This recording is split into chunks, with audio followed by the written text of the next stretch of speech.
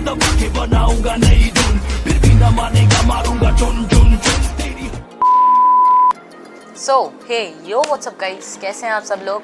एक बार फिर से स्वागत है आपका हमारे चैनल पे। एंड एक बात बताओ, पास आओ पहले थोड़ा। नीचे वो जो ग्रे कलर का एक थम्स अप वाला सिंबल है उसको ब्लू किया है? नहीं तो करो ना जाके। और वो जो रेड कलर का सब्सक्राइब वाला बटन उसको भी दबोच लिया जाए अच्छे से, एकदम तोड़ दो, फ़ोन तोड़ दो, नया फ़ोन खरीद के उसमें फिर से वीडियो देखना।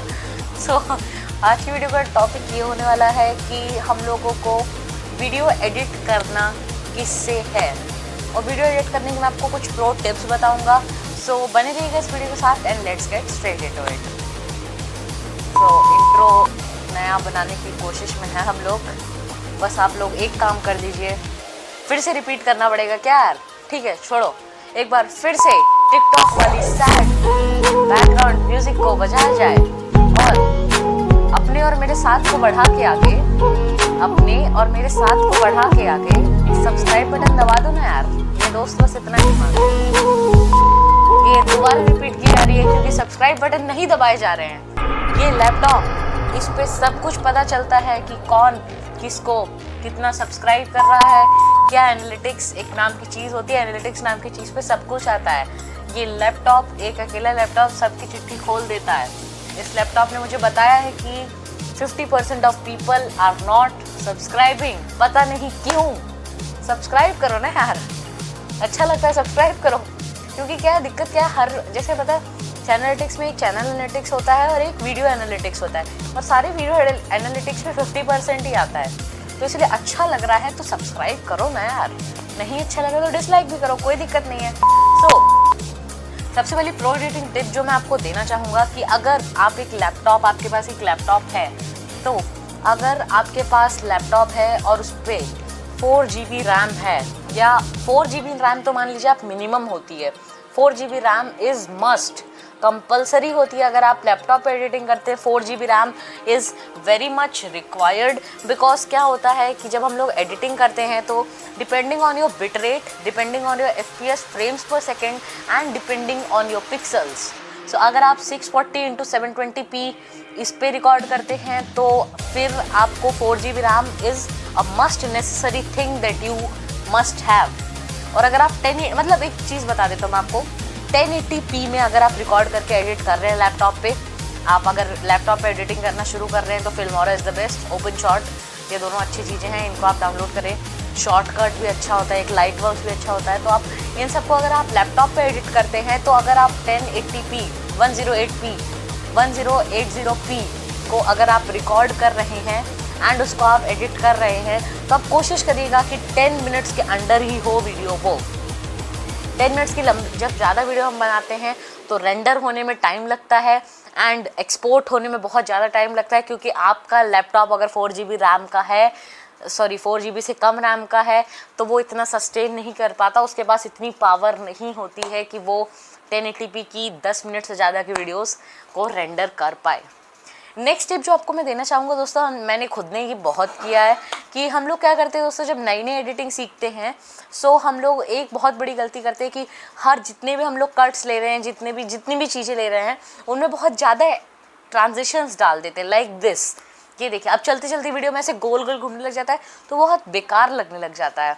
सो आपको एक चीज़ बहुत ज़्यादा ध्यान में रखनी है कि ट्रांजिशंस बहुत मिनिमम जगहों पे आप डालें।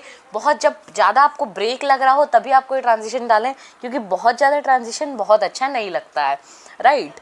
और नेक्स्ट, हम लोग दोस्तों कलर ग्रेड नहीं करते हैं, या हम लोग कलर ग्रेड पता नहीं क्यों नहीं करते हैं।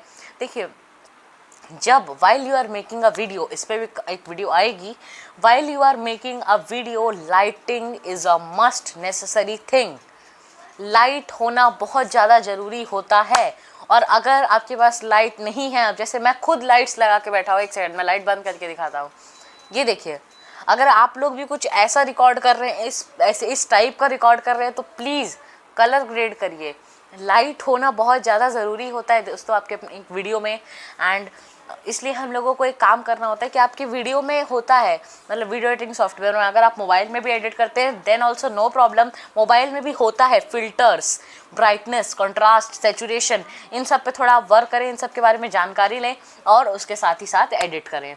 Next is the thing for green screen, जिनके पास होती है उनका तो चलो ठीक है।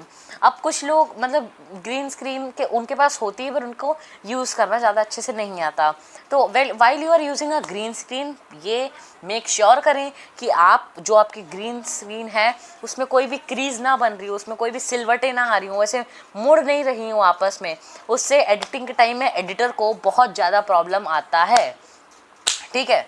और नेक्स्ट थिंग हम लोगों को एक और चीज़ हम लोगों को ध्यान रखनी है कि आप जो भी आपकी वीडियो क्रिएट कर रहे हैं उसमें कंटेंट पे मेनली फोकस करें।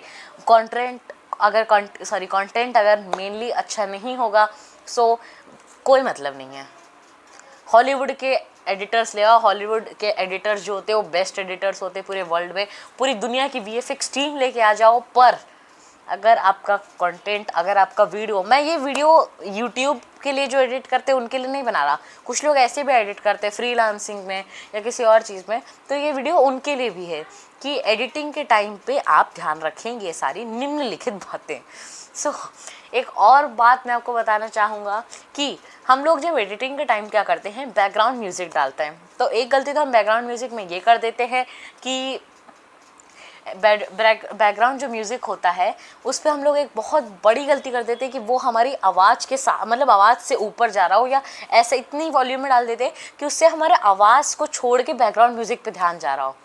एक और बात मैं आपको बताना चाहूँगा, अब जैसे इस पे जैसे ये चल रहा है जो मैं बोल रहा हूँ, इस पर मैं बैकग्राउंड म्यूज़िक लगाऊँगा तो बहुत स्लो बैकग्राउंड म्यूज़िक लगाऊंगा। अब इस पर भी कुछ लोग जिनको नहीं नॉलेज होता है वो बैकग्राउंड म्यूज़िक लगा देते हैं, अब इसमें कोई नॉर्मली बोल रहा है उसमें वो ऐसे बज रहा है, so that is not considerable. ये बात हमें ध्यान रखनी पड़ेगी, that is not considerable, video नहीं बनेगी अच्छी।